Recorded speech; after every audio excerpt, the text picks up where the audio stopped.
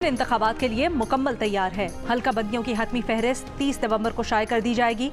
Chief election commissioner की ज़ेर सदारत इंतखाबात की तैयारियों से मुतल्लिक इजलास में ब्रीफिंग।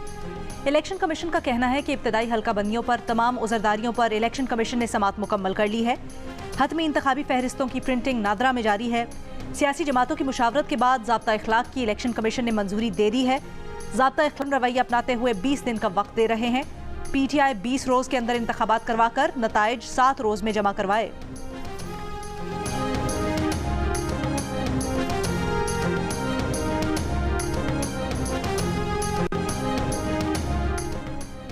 PTI का इलेक्शन कमीशन का फैसला चैलेंज करने का ऐलान। वकील बैरिस्टर गौहर ने कहा, इलेक्शन कमीशन ने इंसाफ के तकाजे पूरे नहीं किए, किसी खास मकसद के लिए फैसले में ताखीर की गई।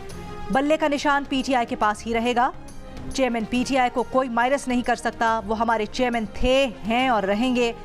चेयरमैन PTI की नाअहली नहीं हुई, वो तमाम ऑफिसेज के लिए अहल हैं, इलेक्शन भी लड़ सकते हैं।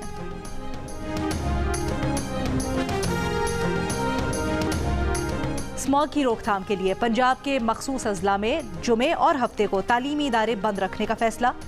लाहौर, गुजरावाला, फैसलाबाद, मुल्तान, साहिवाल और सरगोदा डिवीजन में जुमे और हफ्ते को मार्केटें दिन 3 बजे खुलेंगी। इतवार को हर तरह का कारोबार बंद रखना होगा।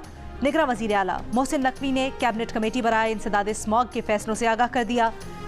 कहा, स्मॉग की रोकथाम के लिए सड़कों पर पानी का छिड़काव दुगना किया जाएगा।